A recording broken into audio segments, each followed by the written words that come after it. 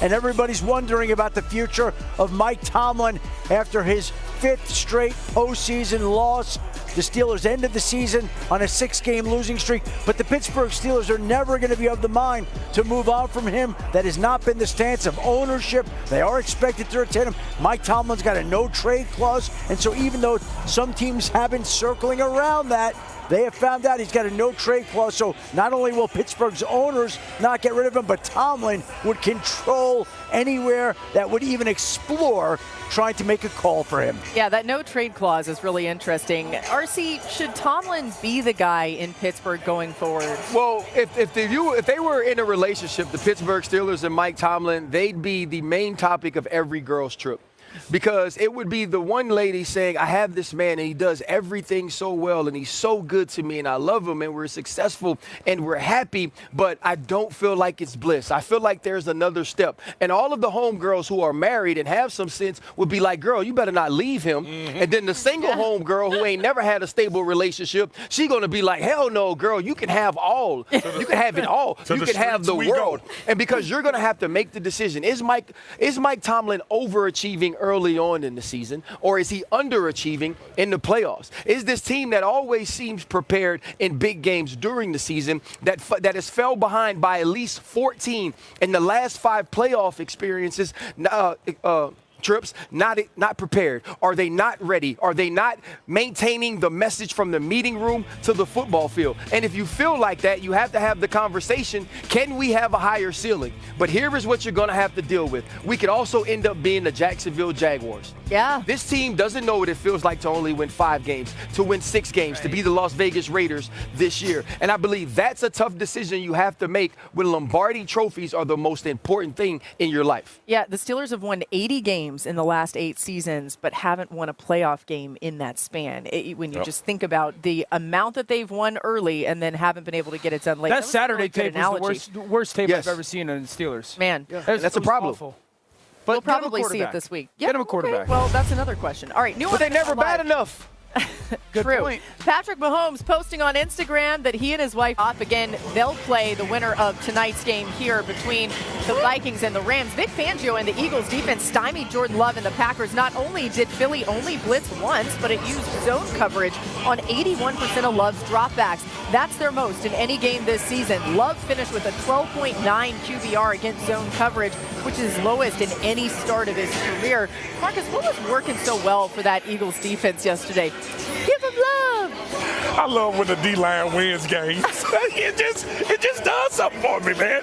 Like, it wasn't 50 points. It wasn't an explosive offensive day. It was literally domination. The Philadelphia Eagles whooping their ass in the trenches, especially on the interior. And then Nolan Smith, we mentioned him earlier in the show. His impact on this game, not only in the pass game, you see the sack here. He made a couple run stuffs that were critical. One of those, if he doesn't get Josh Jacobs on the ground, he may go a little while. But the interior pressure from Carter and Mitch, like these guys were after Jordan Love. He was super uncomfortable with a 4-man rush. We talked about Christian Watson not being available, and being that they were able to do this out of a 4-man, you commit more to coverage, and you don't have a guy that you really worried about in man-to-man. They did a phenomenal job up front, and shout out to Vic Fangio for identifying it early and not getting away from it. The Eagles defense is really such a reminder. You got to be patient with some of these rookies because Nolan Smith is the guy that people were writing off after his rookie season.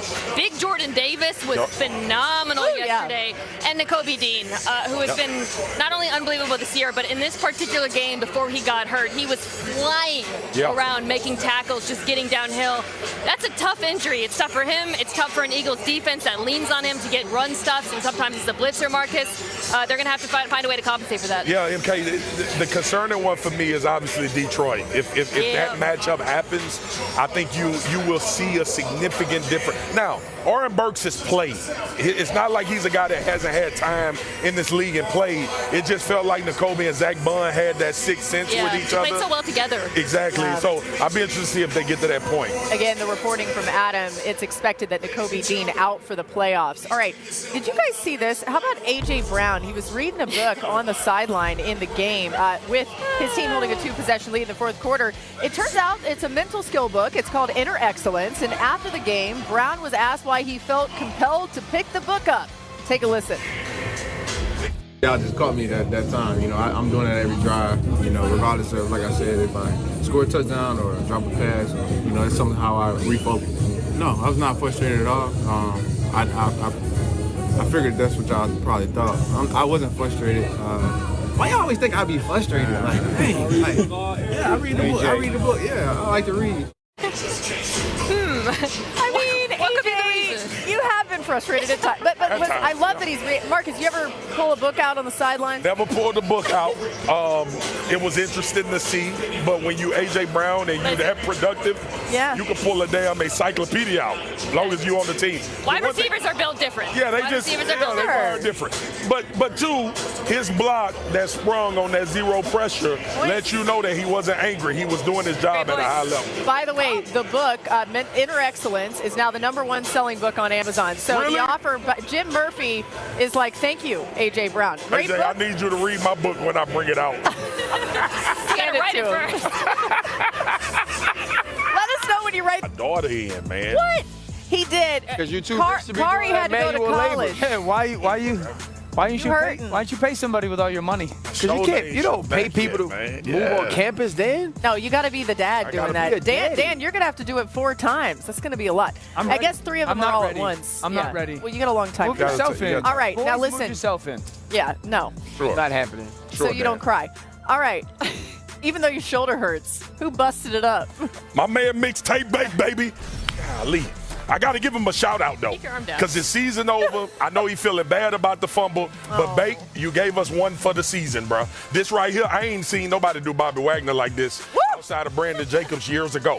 Here's the deal, man. You knew he wanted it, and you could see it. You could see him getting to these spots throughout the duration of the game. The fumble broke my heart, but Mixtape Bake, you did the damn thing this year, and that's the way to bust that up, brother. I'm supposed to be unbiased in doing this job, and here is me being unbiased.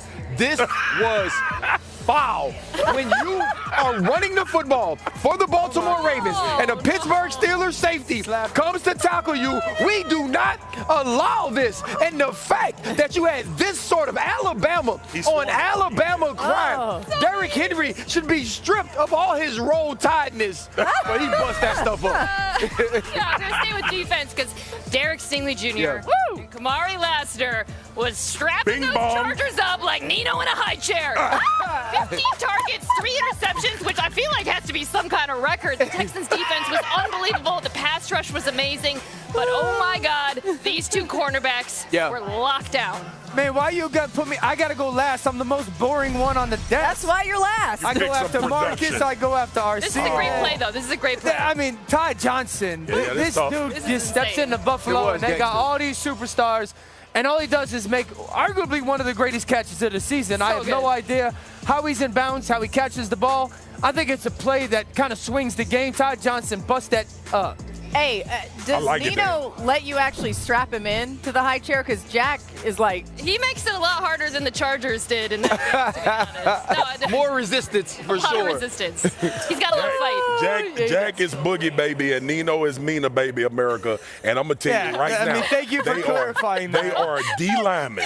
yeah, they are. Like, who is Nino in a high? What is Yeah. Jack, like, They They're are. like, I never seen Nino Brown on New Jack City. problem high is- chair. the- here- They didn't even go back to baby. Quandary Diggs? Who are they strapping in? the problem is we forget It's sometimes Boogie's that son, Jack. we're on TV. For the Lions? We think we're just talking to each other. All right, let's get some top stories. Adam Schefter joining us here. The latest. Adam, there's a lot going on when it comes.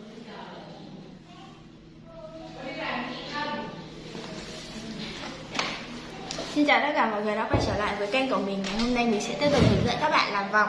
Vòng hôm nay của mình sẽ có tiêu đề là ao nước. Các bạn, hôm nay vòng của mình sẽ có tiêu đề là sông ngòi. Bây giờ mình bắt đầu làm nha. Và rồi em sẽ phải khóc với những thứ làm em cười. Và rồi em sẽ phải đau.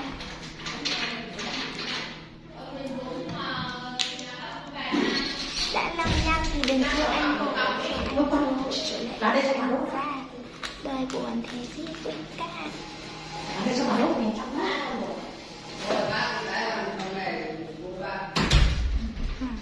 sẽ phải khóc với